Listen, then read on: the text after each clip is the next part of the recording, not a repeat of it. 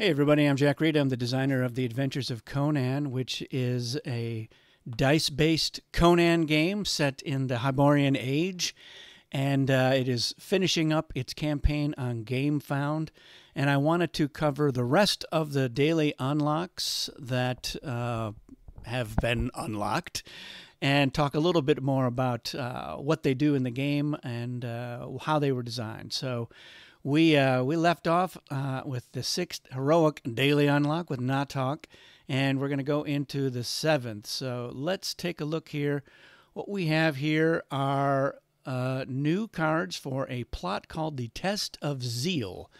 And this is an interesting new plot because it introduces this idea of penalties for not advancing on the plot track. So normally if you don't advance, you just don't get any goodies. But now there are some harsh penalties on most of the chapters. So they're showing a preview here of chapters 1, 3, and 5.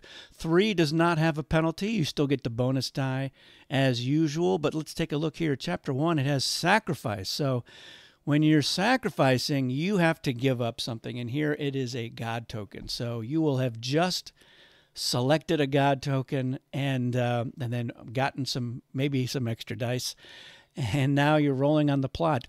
And you'll need a kingdom and a warrior at a minimum to advance on this plot. Here, Conan will gain a character die, so that is a big deal. That's basically a free die right there for advancing. So it's a very good reward for Conan. 2 gold for the foe, or the ally, which means they'll be able to afford another die.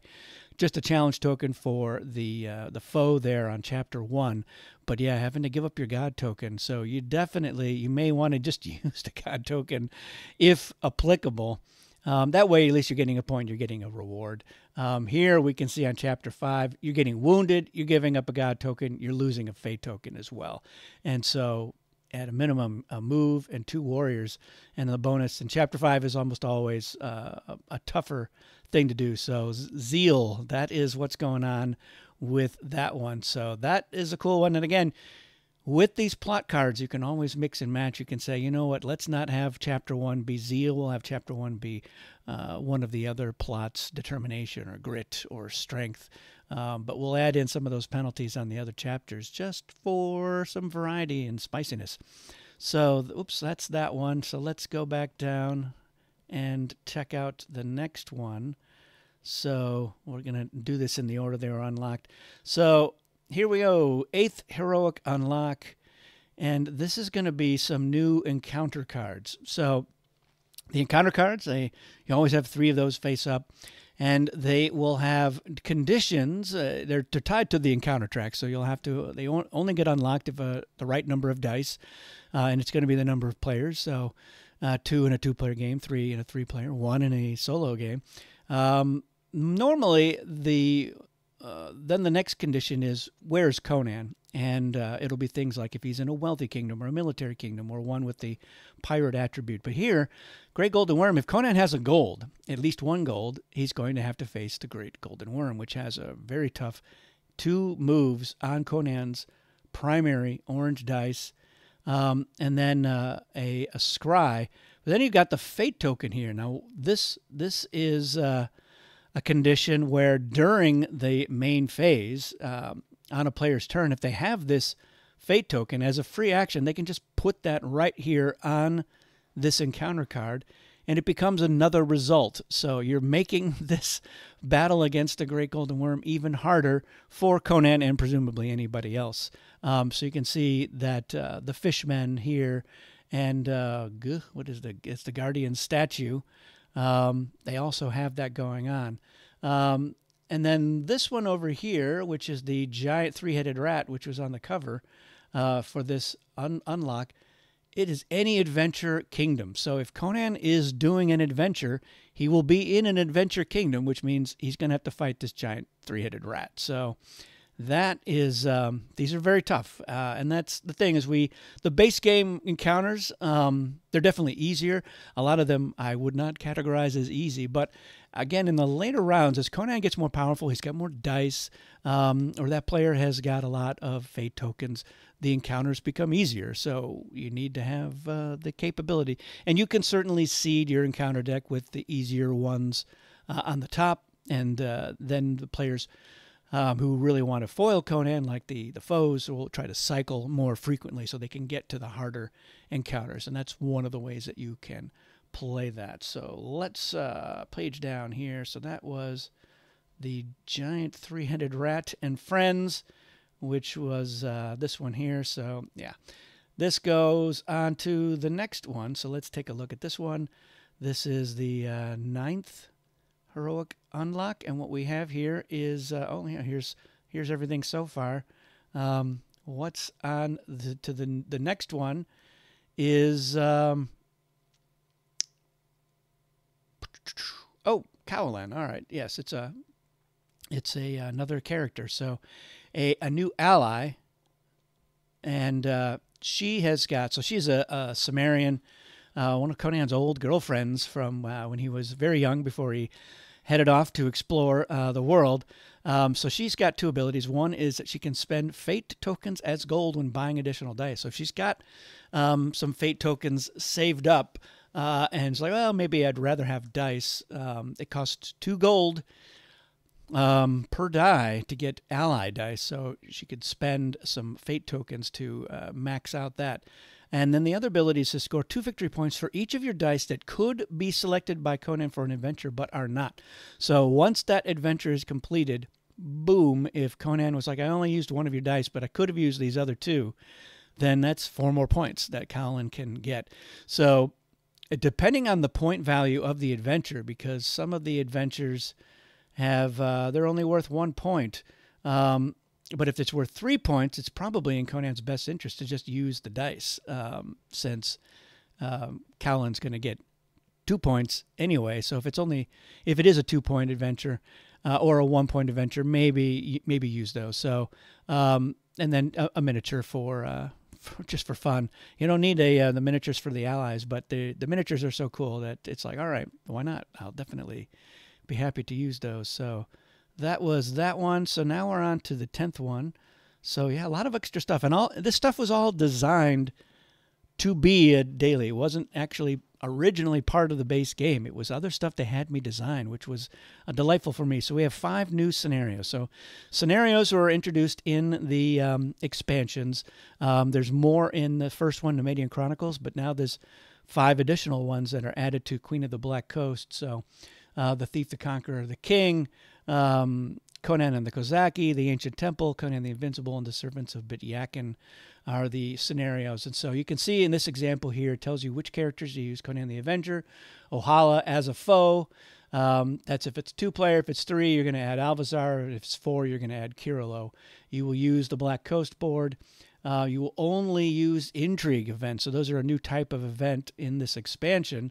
And then you place a thief token in each Eldritch Kingdom at the start. So that, and then on the other side of the card, it will have some ongoing conditions. So I will say that these scenario cards, for the most part, they're not really usable in solo mode. So this is going to spice up your multiplayer experience. Although the 2 expansions, Nemedian Chronicles and Queen of the Black Coast, will add a half a dozen more main action cards for solo mode, and some of those will incorporate elements of these scenarios into it. So we tried to get some of that into the solo action, just to kind of give you that experience as well. So you can still use these characters, you can use the board, you can use the only intrigue, and you can do this setup. It's just the other side, there will be some of the ongoing conditions that don't necessarily translate well to solo, but in some cases, you can do an approximation, and we have made some of the main action cards for the solo mode in the expansions use some of these other components that are part of the scenario. So that is still going to be a pretty good experience for you playing solo. Let's see if there's any more before we get to here. Oops. Well, let's just go ahead and do 13. We may be going slightly out of order.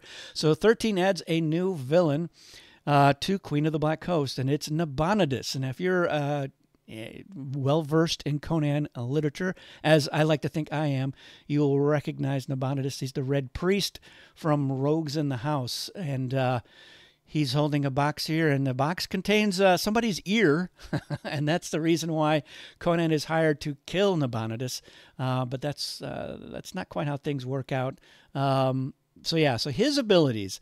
He has one ability where whenever he draws a challenge token of any time, he's going to draw 2, adding 1 to his pool and then returning the other one face up to the set aside. So he gets really to pick out the kind of challenge tokens he wants. Either something really nasty to throw at Conan or the ally, or something really good to put next door to himself. And then whenever you do a scry action and then pay 1 gold for a move action, you may also move a challenge token, even moving one with you if you move. And so, yeah, it is... It makes those scry actions, so he's going to be throwing a lot of tokens down. He's going to want to make sure he knows what the other tokens are. Or you can, of course, use a scry action to look at the top card of a deck. So you may want to know what the next event is going to be, because a lot of the new events will maybe reward you for where you are on the board. And or he wants to look at what kind of encounters are on the top of that deck, or what the next adventure will be for Conan. So scrying is definitely a useful ability. And then anytime you do a scry action, you can pay a gold for a move. So it's just another way for you to move around on the board. So I like Nabonidus. I like this miniature. And I'm happy to have that included in the game. So we were checking to make sure we didn't skip one here. So let me click on that one. So yes, there is one right here, the 11th one. So let's take a look at that. That is 5 new Bazaar cards. So the Bazaar cards are added in Expansion 1, the Nemedian Chronicle, and they are very cool. You can have 3 Bazaar cards face up, and on your turn you can spend a gold to buy one of these face-up cards or one off the top of the deck. Now you can see here that this one, Restriction, can only be played by an ally or a foe. This one over here is, you can see, has some orange. It's going to be an ally and Conan, and I'd probably... put that on the other side. So we'll see if we can fix that. But the purple ones can be played by anybody. And there are some that can only be played by a foe or only be played by Conan. And if you do end up taking one off the top of the deck and it's one of these can only be played by a different character, you can do a trade action to trade that one for a different one. So, but these are great. They all have an effect. A lot of them have an additional effect that's either another effect or a boosted effect that you get by spending a specific fate token as well. So it makes those fate tokens even more useful, and it enhances your gameplay. But these are great. So here, force Conan to choose one of your results for an adventure. So you want to get those points. It's a 3-point adventure. You're like, yeah, I'm holding on to this until Conan does one, and then padow, getting him. So having 5 more, it's great. I love the Bazaar deck. It really adds a lot of interesting gameplay and some decision making. And you're like, well, I was saving my gold to buy dice, but maybe I spent some of it to get some of these cards, because that's an interesting effect I can get right away. All right, we have gotten that one. We did that one already. So the 13th one, so many of these is so great. There's so much great stuff in here, and I know I'm biased, but here we're getting 2 new god tokens and 5 new adventures. So we have Alkir, who is quite a wretched, horrid god, and Zotli, who's not much better. And then these 5 adventures. So let's look at these god tokens. Remember, the god tokens you get at the start of the resource phase, and it's whoever is in last place gets first choice of the god token. So some of those you're like, here's what I really need. You're going to be the one who gets to get that, and you can have up to 3 of them before you can't get any more. But once you use it, it goes back to the supply. So Alkir, when you activate him, it allows you to spend and use a Rival's Fate token if it's a type you do not have. So if you're like, oh, I really needed to roll a warrior, I don't have the Fate token, but look, the ally does, so I'm going to spend Alkir. I'm going to use that ally's warrior to get that result that I needed. And then we have Zotli. Zotli lets you exchange the positions of any 2 challenge tokens on the board between 2 players, a player on the board. And it doesn't matter if it's face up or face down. So if it's on the board, it can be traded. It will not affect those that have been removed from the board because they've been activated. So those are kind of out of the game. Those are off, but yeah, this if you know, like, oh, the foe put down a challenge token in a kingdom next to them, which is probably something like 3 gold or something good. So you're like, oh, maybe we'll switch these around. And especially if there's what you think is a really bad challenge token, and maybe you've scribed, so you know that it's bad right next to you. And you're like, well, let's switch these around so that I don't have to deal with that one. Then we have these adventures. So these are all pretty crazy adventures. They all have 5 requirements, but they also have the first strike thing. So this is something that was introduced in the Queen of the Black Coast expansion, and so these are have the same sort of thing. So when Conan's doing the adventure, remember Conan rolls last, so the other players will roll one at a time, and the Conan player will choose which successes to apply to the adventure. But in this case, the first player who rolls a move and a thief on this one or warriors on that one, Conan has to use their dice. So he's got to use those. He can't count on getting all of these. And on this one, Mad King of Gaul, it's 4 points per dice. This is the only one. I believe it's the only one. It's 4 points, and the reward is you advance on all 3 achievements, and it doesn't have any restriction about how many times you can do that. So if you're in Border Kingdom and you've got this adventure at the end of the round, you're like, whoop, I'm moving up. And then if you just stay there, you can just keep moving up. So this one, if I were Conan, I would be very nervous about even attempting this one, because if Conan doesn't get it and somebody else does, if the foe gets it, they can just park in Border Kingdom for the rest of the game, and the game will go very quickly as they are advancing on all 3 achievements. So you got to watch out for that. The other ones, again, they're hard and a lot of high point value adventures. So yeah, it's a big deal. So that was the 13th one. Let's get down to it here. 14th one. I'm going to take a look at this one. It's the Triumph Tokens expansion. So this is another mini token expansion that they have me design. And the way these work is you're going to start the game with 2 of these tokens, and the other side will have specific symbols. So in Conan's case, it's going to be 2 symbols that he doesn't roll very often. One is sorcery, which he doesn't have on any of his dice, although he has a wild, and then a scry. And you can use this token in one of 2 ways. You can use it to change a character result into the specific symbol, or you can spend it to make that specific fate token into a wild. So if Conan is like, well, I've got the sorcery one, I have a sorcery fate, I can use my Triumph token to turn that sorcery into a wild because I need it for whatever. But it's once per game. Once you use it, it's gone. So everybody has 2 of these, and it's going to be, again, symbols that they don't roll very often or at all, not counting a wild. And yeah, it's another way to kind of boost up. This is like, great, I can move up on the plot, or I really needed to defeat this encounter or complete an adventure. So in a clutch situation, you have that at your disposal. So that was that one. We did unlock another stretch goal, which we talked about in the other one, but I'll just revisit it. It is some more encounters, again, really hard ones. This one over here, the Worms of the Earth, any Adventure Kingdom. Some more that have a specific one, which is going to be useful for the Relics expansion that was unlocked.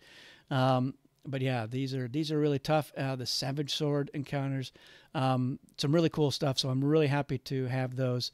And then the last one for the last day is a new ally.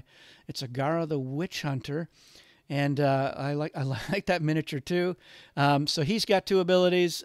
He can place a fate token on a matching spot. The encounter track to block that spot.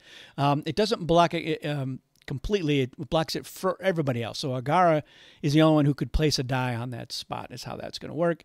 And then the other one is that during the end of round phase, he can spend any sorcery tokens in his pool as any achievement fate tokens. So if Conan has finished, the round in a kingdom with the warrior attribute, and Agara doesn't have any warrior fate tokens, but you do have some sorcery, you can spend them as if they're a warrior to move up on that plot track. So a very handy ability. So yeah, one of them is a little more helpful for Conan. The other one is definitely more helpful for the ally. So there you have it. Those are the daily unlocks. Are all part of the game. Some of these are part of the expansions. So like Agara is a an expansion one. He is for the Queen of the Black Coast expansion, if I remember correctly. I'm pretty sure. So get that expansion because it adds that Black Coast board and has a lot of other cool stuff in it. I have a video that just talks about what's in the expansion, so check that one out. If you have any questions about these unlocks, let me know in the comments, and I'll be happy to answer them. And any questions about anything related to Conan, let me know. That's it for this one. Thanks, everybody, for watching, and we'll see you again soon.